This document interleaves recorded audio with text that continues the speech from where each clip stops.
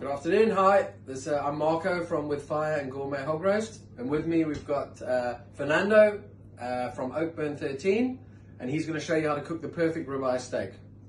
He said everything. Hi, cheers. Hi guys, I'm Fernando. I am from Argentina and I'm going to show you how to cook the steak that you're going to receive. You're getting this lovely Argentinian ribeye, grass-fed, and yes, I'm going to show you how to cook it. We have our pan, which is already smoky. I'm using a flat pan at the moment. I don't have a griddle pan at home because I have a massive grill outside. So basically, now that it is smoking, I'm gonna add a little bit of oil. You can use olive oil or vegetable oil. Okay, not a lot because we have a lot of fat content in the ribeye that's gonna help us for the cooking process. And then we are just gonna chunk it in. That's a lovely sound that we want to hear when we put the steak on top of it. That means that the pan is very hot. Okay? So straight away we are going to season it. I like to use rock sea salt. This sea salt that I have is from Argentina. But I think we're going to be sending you some of this as well in your package. But otherwise, if you don't have something like this, for the next time you can use salt flakes or like Maldon salt. Okay? So once we see that it's sizzling nicely, we are going to leave it for around 3-4 minutes or until we have some juices coming to the surface. It's going to give us the idea that the steak is warming up. I'm going to reduce the heat a little bit. In the meantime, what I'm going to start doing is to cooking one of your side orders, which are going to be these lovely potatoes. These are baby potatoes that I have in advance boiled them. Okay, what I'm going to do in another pan, I'm going to heat it up as well. And I'm going to add a mix of oil, olive oil in this case, and a bit of butter. Why do I add them both? Because I want some nice color, but I don't want the butter to burn straight away. Okay? Then I'm going to make my potatoes. I'm going to smash them a little bit. You know, you can press them a little bit. So we have some crispy edges, and I'm going to cook them in there.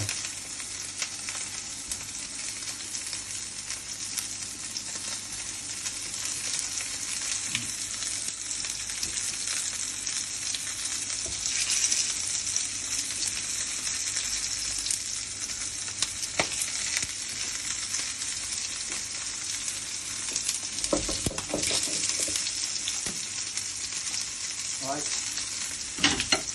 Some salt as well for the potatoes. And that's it. We're going to check the steak. We want to have a nice caramelization. That means that we are going to have a nice golden brown color. We're going to leave it like 2 more minutes because we want to have those juices coming to the surface. So we're going to wait a little bit. In the meantime, what I can tell you is that as a starter, you're going to be receiving 2 empanadas, 1 beef and 1 caprese. What I have now is the beef empanada. Then you're going to receive it with a fresh tomato dip. Basically, it's grated tomato with olive oil, salt and pepper. And we recommend you to dip the empanada in the sauce before you have it. It's going to add a lot of freshness to the product.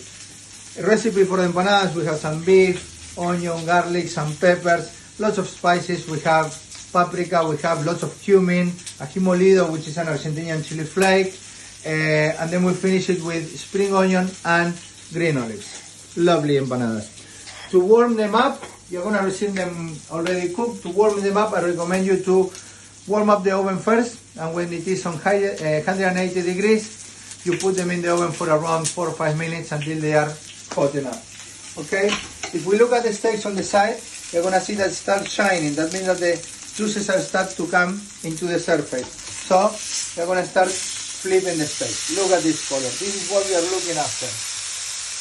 Nice golden brown, nice caramelization of the protein, but not burnt at all. Okay?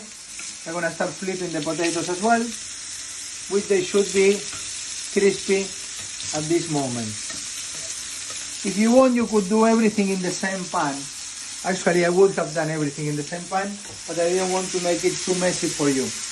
Alright? So we are ready with this, we are ready with this. We are going to start prepping the side orders. Sorry.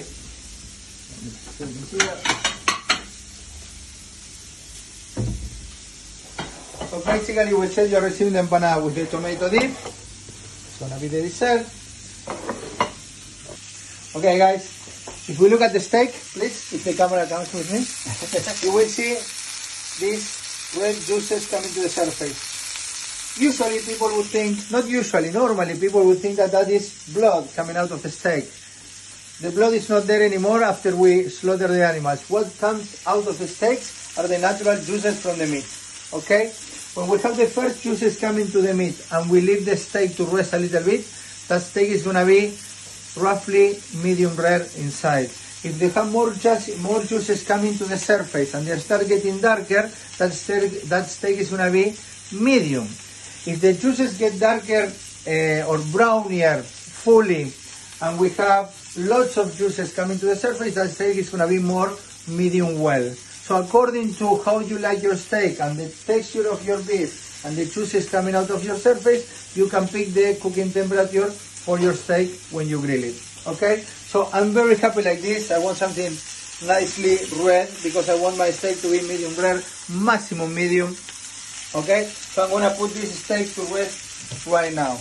Okay? If you have like a rack, you can leave it in a rack. I don't have a rack here right now, so I'm just going to leave it in there, in that board, in that chopping board. Okay? Okay guys, so steak has been resting for like between 3 and 4 minutes, roughly. I'm going to cut it. Actually, I'm going to grab a knife, fork to cut it, so you can see.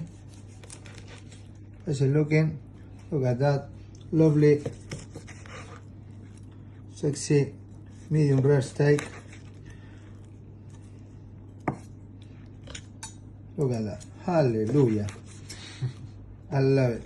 Look at that. Beautiful steak. Okay?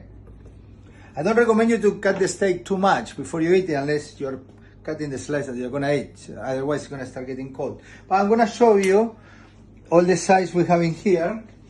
So, when you plate at home, you're going to have some of the potatoes, to which I have added some spring onion, the green part of the spring onion, and some chili.